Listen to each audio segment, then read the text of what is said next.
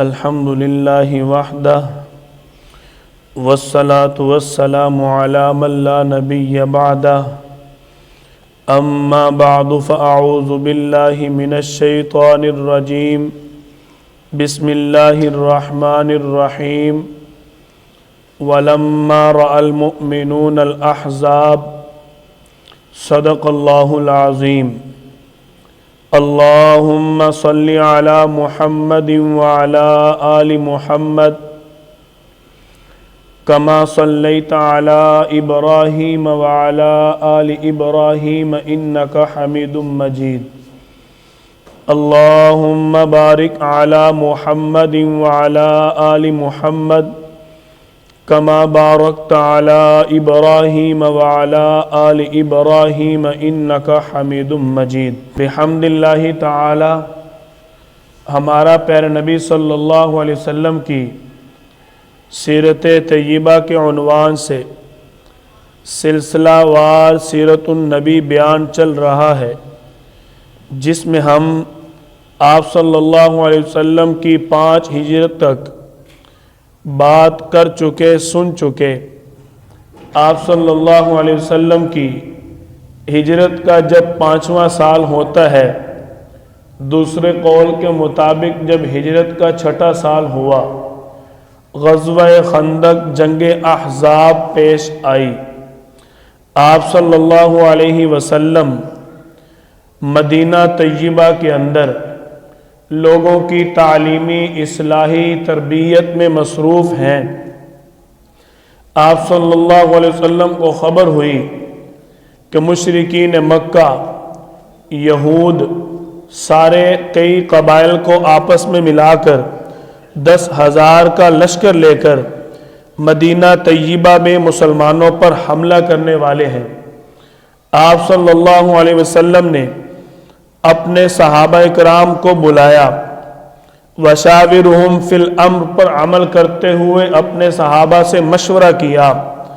آپ صلی اللہ علیہ وسلم نے جب صحابہ کرام کے سامنے اس بات کو پیش فرمایا، حضرت سلمان فارسی رضی اللہ عنہ عرض کرتے ہیں، یا رسول اللہ، ہم غزوہ احد کی طرح اپنے علاقے سے نکل کر دفاع نہیں کر سکیں گے، یہ مصلحت کے خلاف ہے، تدبیر کے خلاف ہے۔ آپ صلی اللہ علیہ وسلم کو یہ بات پسند آئی۔ حضرت سلمان فارسی رضی اللہ عنہ فرماتے ہیں، ہم اپنے علاقے مدینہ طیبہ میں رہ کر دفاعی جنگ کریں گے۔ یا رسول اللہ، جس طرف سے دشمنوں کے آنے کا خوف ہے، ہم اس طرف ایک خندق کھود لیتے ہیں۔ ایک طرف اہل اسلام کے مکانات تھے اور دوسری طرف اہل اسلام کے اوپر دشمن حملہ کرنے والے تھے۔ جس طرف سے حملہ کا خوف تھا، آپ صلی اللہ علیہ وسلم کا حکم ہو جاتا ہے کہ اس راستے پر خندق کھود لی جائے۔ اب آپ صلی اللہ علیہ وسلم اور آپ کے صحابہ کرام مل کر خندق کھودنے میں مصروف ہیں۔ آپ صلی اللہ علیہ وسلم کے صحابہ بھوک اور پیاس کی عالم میں، سخت سردی کی کیفیت میں خندق کھودنے میں مصروف ہیں۔ آپ صلی اللہ علیہ وسلم نے ایک رات دیکھا، سخت سردی کا موسم ہے اور تمام صحابہ کرام خندق کھودنے میں مصروف ہیں۔ آپ صلی اللہ علیہ وسلم سے صحابہ کرام اپنی بھوک اور پیاس کی گزارش کرتے ہیں۔ ایک صحابی آ کر عرض کرتے ہیں، یا رسول اللہ، بھوک کی وجہ سے سیدھا نہیں ہوا جاتا، پیٹ پر پتھر باندھا ہوا ہے۔ آپ صلی اللہ علیہ وسلم فرماتے ہیں، او میرا صحابی، دیکھ تیرے پیٹ پر ایک پتھر بندھا ہوا ہے، میرے پیٹ پر 2 پتھر بندھے ہوئے۔ آپ صلی اللہ علیہ وسلم نے اسلام کی خاطر اتنی مشقتیں، مصائب برداشت کیے۔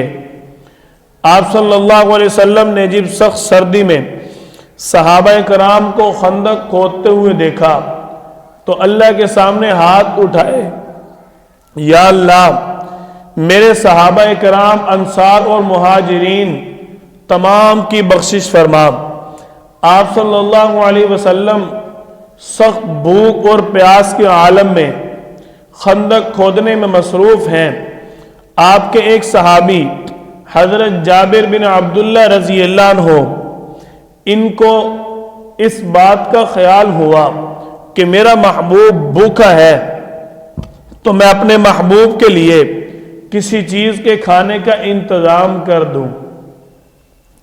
آپ صلی اللہ علیہ وسلم کے پاس آئے اور آ کر عرض کرتے ہیں، یا رسول اللہ، گھر جانے کی اجازت دیجئے، آپ کے لیے کچھ کھانے کے لیے لانا چاہتا ہوں۔ آپ صلی اللہ علیہ وسلم نے گھر جانے کی اجازت عنایت فرما دی۔ حضرت جابر بن عبداللہ رضی اللہ عنہ تشریف لے جاتے ہیں۔ جب گھر پر پہنچے تو جا کر اپنی بیوی سے پوچھا کہ گھر کھانے کے لیے کچھ موجود ہے؟ جواب ملا کہ صرف جو پڑا ہے۔ حکم دیا کہ پیس کر آٹا بنا دو۔ آپ صلی اللہ علیہ وسلم کئی دن سے بھوکے ہیں۔ حضرت جابر بن عبداللہ رضی اللہ عنہ کی بیوی وہ آٹے کو پیس کر، جو کو پیس کر آٹا بنا دیتی ہے اور حکم دیا کہ جو بکری کا بچہ کھڑا ہے اس کو ذبح کر کر سالن بنا دو۔ آپ صلی اللہ علیہ وسلم کو دعوت دینے کے لیے گھر سے نکلتے ہیں۔ بیوی کان میں کہتی ہے کہ جا کر آپ صلی اللہ علیہ وسلم کے کان میں کہنا کھانا تھوڑا ہے۔ کیا کہہ رہی ہے؟ آپ صلی اللہ علیہ وسلم کے کان میں کہنا، کاری بشیر صاحب پیروں دے وچ کوئی شاید رکھی ہوئی ہے، ٹھردا پہ بندہ یار، ٹھاڈ اتنی ہے اتھے تے چڑیاں پر کبوتر کہیں نکل دینا ذرا پہلے کوئی شے رکھو نا یار، میرے پیر تو ٹھار گئے، بڑا کمزور بندہ میں۔ اللہ تعالیٰ تو جزائے خیر دے، تھوڑی بڑی مہربانی۔ حضرت جابر بن عبداللہ رضی اللہ عنہ کی زوجہ محترمہ حضرت جابر سے عرض کرتی ہیں کھانا تھوڑا سا ہے، آپ صلی اللہ علیہ وسلم کے کان میں کہنا کہ آپ کے لیے صرف دعوت ہے۔ اب آپ حضرت جابر رضی اللہ عنہ چل پڑتے ہیں۔ آپ صلی اللہ علیہ وسلم کے پاس خندق میں پہنچے، جا کر کان میں عرض کی، یا رسول اللہ، آپ کے لیے تھوڑا سا کھانا بنایا ہے، آ کر تناول فرما لیں۔ آپ صلی اللہ علیہ وسلم کا یہ سننا تھا تو فوراً اعلان کر دیا، او خندق والو، جابر نے تمہاری دعوت کی ہے۔ اب حضرت جابر بن عبداللہ رضی اللہ عنہ وہ پریشان ہو گئے۔ پریشان اس بات سے نہ ہوئے کہ صحابہ کو کیوں بلایا، پریشان اس بات سے ہوئے کہ میرا محبوب آج پھر بھوکا رہ جائے گا، کھانا تھوڑا ہے نا۔ اس لیے صحابی کا ایمان صحابی والا ہوتا ہے تو صحابی کا تقوی بھی صحابی والا ہی ہوگا، تو نبی کا تقوی تو نبی والا ہوتا ہے، یہ تو پھر امام الانبیاء ہے۔ آپ صلی اللہ علیہ وسلم نے فرمایا جب تک میں نہ آؤں کھانا شروع نہ کرنا۔ حضرت جابر بن عبداللہ رضی اللہ عنہ گھر گئے، جا کے بیوی کو بتایا، بیوی کہنے لگی یہ تم نے کیا کیا؟ فرمایا پریشان ہونے کی ضرورت نہیں ہے، آپ صلی اللہ علیہ وسلم نے فرمایا جب تک میں نہ ہوں کھانا شروع نہ کرنا۔ اس بات میں کوئی حکمت ہوگی۔ آپ صلی اللہ علیہ وسلم 1600 صحابہ کرام کو لے کر خندق کے حضرت جابر بن عبداللہ رضی اللہ عنہ کے گھر پہنچ گئے۔ آپ صلی اللہ علیہ وسلم نے اپنا لعاب مبارک ہانڈیا میں آٹے میں ڈالا اور حکم دیا پکانا شروع کر دو۔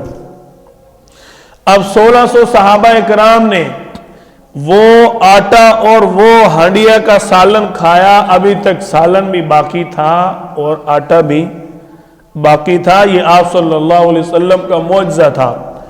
آپ صلی اللہ علیہ وسلم دوبارہ خندق میں پہنچتے ہیں۔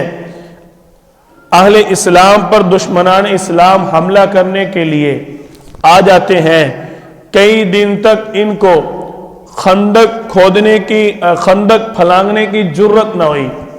10,000 کفار کا لشکر آپ صلی اللہ علیہ وسلم کو، آپ کے صحابہ کو للکارتا ہے۔ اب آپ صلی اللہ علیہ وسلم اور آپ کے صحابہ ایک طرف مصروف ہیں اور دوسری طرف دشمنان اسلام اپنے خیمے لگا کر مسلمانوں کے خلاف ڈٹ چکے تھے۔ آپ صلی اللہ علیہ وسلم نے جو خندق کھدوائی تھی وہ ایک جگہ سے تھوڑی سی تنگ تھی، ایک جگہ سے تھوڑی سی تنگ تھی، وہاں سے دشمنوں نے پھلانگنے کی کوشش کی، اور ان کے اندر ایک بڑا بدبخت تھا جس کا نام تھا عمر بن عبد with. Umar bin Abdul with, اس نے حضرت علی رضی اللہ عنہ کو اور اہل اسلام کو للکارا، للکار کر کہنے لگا او مسلمانوں، تمہارے اندر کوئی ایسا بہادر نہیں ہے جو میرا مقابلہ کر سکے۔ یہ کافر للکارتا ہے، کوئی ایسا نہیں ہے جس نے اپنی ماں کا دودھ پیا ہو کہ وہ بہادر ہو۔ حضرت علی رضی اللہ عنہ آپ صلی اللہ علیہ وسلم سے عرض کرتے ہیں یا رسول اللہ مجھے اجازت دیجئے، اس کو میں ابھی سبق سکھاتا ہوں۔ آپ صلی اللہ علیہ وسلم نے فرمایا علی تجھے نہیں پتا سامنے عمر بن عبد ود کھڑا ہے، وہ بڑا بہادر جنگجو ہے، وہ کہیں نقصان نہ کر دے۔ حضرت علی رضی اللہ عنہ خاموش ہو گئے۔ اس نے پھر للکارا، حضرت علی رضی اللہ عنہ نے پھر آپ صلی اللہ علیہ وسلم سے اجازت چاہی، یا رسول اللہ اجازت دیجئے میں اس کا مقابلہ کرنا چاہتا ہوں۔ جب اس نے تیسری مرتبہ للکارا، سیدنا علی المرتضی شیر خدا رضی اللہ عنہ آگے بڑھے اور اس دشمن کا مقابلہ کرتے ہوئے اس کا سر قلم کر دیا۔ اب جب یہ ان کا بڑا جنگجو مارا گیا، اب دشمن ڈر گیا، ان کا ایک ایک بندہ اتنا بہادر ہے، یہ تو ہمیں ایک بندے نے اتنا بڑا زبردست وار کیا ہے، اتنا ہمارا بہادر آدمی انہوں نے قتل کر دیا۔ اب دشمنوں کے دل میں ڈر بیٹھ گیا، اور اسی ڈر اور غصہ کی وجہ سے وہ جلدی سے جلدی پھلانگنے کی کوشش کرتے ہیں خندق کو، اور ادھر سے اللہ کی طرف سے طوفان آ جاتا ہے، جس کا میرے اللہ نے سورۃ الاحزاب کے اندر ذکر کیا۔ اذ جاؤکم من فوقکم ومن اسفل منکم واذ زاغت الابصار، اللہ تعالی نے فرمایا جب دشمن آ گیا آپ کے اوپر سے، آپ کے نیچے سے، ہر طرف سے آپ پر حملہ کرنے کے لیے پہنچ گیا۔ وَإِذْ زَاغَتِ الْأَبْصَارِ، تمہاری آنکھیں حیران ہو گئیں۔ وَبَلَغَتِ الْقُلُوبُ الْحَنَاجِرِ، تمہارے دل تمہارے منہ کو آنے لگے، تمہارے کلیجے پھٹنے لگے، یہ کیا ہو گیا؟ وَتَظُنُّونَ بِاللَّهِ الظُّنُونَ، تم اللہ کے بارے میں عجیب و غریب گمان کرنے لگے، ہمارا اللہ کہاں چلا گیا؟ اللہ تعالی نے فرمایا اِذْ جَاءَتْكُمْ جُنُودٌ فَأَرْسَلْنَا عَلَيْهِمْ رِيحًا، پھر ہم نے آندھی بھیجی، طوفان بھیجا۔ جب ہم نے طوفان بھیجا تو پھر کیا ہوا؟ تم نے دیکھا کہ دشمنوں کے خیمے اڑ گئے اور دشمن ڈر کر بھاگے، اور صحابہ اکرام جرت اور دلیری کے ساتھ، استقامت کے ساتھ آگے بڑھتے ہیں۔ صحابہ اکرام سمجھ گئے کہ یہ اللہ کی طرف سے مدد ہے۔ اللہ نے کئی موقع پر صحابہ اکرام کی جماعت سے منافقین کی چھانٹی کی، منافقین کو صحابہ سے اللہ نے ہمیشہ الگ رکھا۔ اگر کسی نے گھسنے کی کوشش کی تو میرے اللہ نے اس کو نکال دیا، احکامات کے ذریعے، اپنے انعامات کے ذریعے، آزمائش کے ذریعے۔ یہاں اللہ تعالیٰ نے طوفان بھیجا، آندھی بھیجی۔ جب آندھی آئی تو مسلمان صحابہ کرام تو جرت سے آگے بڑھے کہ یہ اللہ کی طرف سے مدد ہے، اور کافر جو ہے وہ خیمے اڑتے ہوئے دیکھ کر بھاگنے لگے۔ جب کافر دیکھ کر بھاگنے لگے تو تھوڑے سے کافر رہ گئے، اور ادھر مسلمان صحابہ کرام آگے بڑھتے ہیں کہ یہ آندھی نہیں ہے، یہ اللہ کی مدد ہے۔ مسلمانوں کے لیے وہ طوفان اللہ کی مدد، اور منافقین کے لیے وہ عذاب، کافروں کے لیے عذاب۔ اب چند منافقین آپ صلی اللہ علیہ وسلم سے پاس آئے، اللہ نے سورۃ الاحزاب میں درست میں ذکر کیا، یقولون ان بیوتنا عورا، یہ لوگ آ کر آپ کو کہنے لگے، منافقین ہمارے گھر کھلے پڑے ہیں، آندھی آ گئی ہے، ہمارا گھر سارا کا سارا خراب ہو جائے گا۔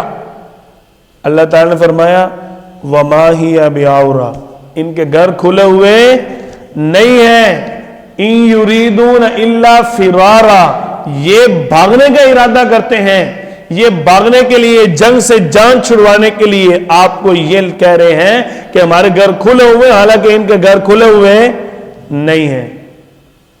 اللہ نے کئی مواقع پر صحابہ کرام کی جماعت سے منافقین کو چھانٹ کے رکھ دیا، جن کی چھانٹی میرا اللہ کرے ان کی جماعت کے اندر کوئی کمی کوتاہی ہو سکتی ہے؟ کیوں جی؟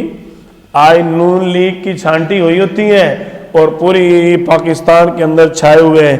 جس طرح پیپل پارٹی ہے وہ اپنی جماعت کی چھانٹی کر کے رکنیت سازی کر کے وزارتیں اور عہدے کیا کچھ دیتے ہیں. یہ عام انسان چھانٹی کرتا ہے اور 5-5 سال حکومت کر لیتا ہے، تو جب میرا اللہ چھانٹی کرے اس چھانٹی میں کیسے کمی آ سکتی ہے؟ کیوں جی؟ جس کو اللہ نے بنایا اس کی چھانٹی اتنی بہترین ہوتی ہے، اور جو اللہ بنانے والا ہے جب وہ خود چھانٹی کرے تو اس چھانٹی میں کمی رہ سکتی ہے؟ تو پھر صحابہ کرام کے ایمان کے بارے میں کیا باتیں کرتے ہیں لوگ؟ بدبخت اپنے عقل کو کھو بیٹھے، اپنے ایمان کو کھو رہے ہیں. آپ صلی اللہ علیہ وسلم کو اور اہل اسلام کو اللہ تعالیٰ نے غزوہ خندق جنگ احزاب میں فتح عطا فرمائی. اس فتح کا پس منظر یہ ہوا کہ اہل اسلام پر جب آندھی آئی انہوں نے مدد سمجھی، اور مشرکین مکہ اور دیگر جو ان کے ساتھ اتحادی تھے سارے ڈر کر بھاگنے لگے. خیمے ان کے اڑ گئے اور راشن بھی کھانے پینے کا ختم ہو گیا. یہ تو مسلمان پہلے ہی مشق کر چکے تھے بھوکے رہ کر جنگ لڑنے کی، ان کے پاس اس چیز کی مشق نہیں تھی. اللہ نے اہل اسلام کو جنگ احزاب میں فتح عطا فرمائی. ہمارے لیے یہی سبق ہے، بھوک ہو، پیاس ہو، آندھی ہو، طوفان ہو، سخت گرمی ہو یا سخت سردی ہو، دین کے کام کو چھوڑنا نہیں ہے. اللہ تعالی ہم سب کو آپ صلی اللہ علیہ وسلم کی سیرت طیبہ پر عمل کرنے کی توفیق عطا فرمائے.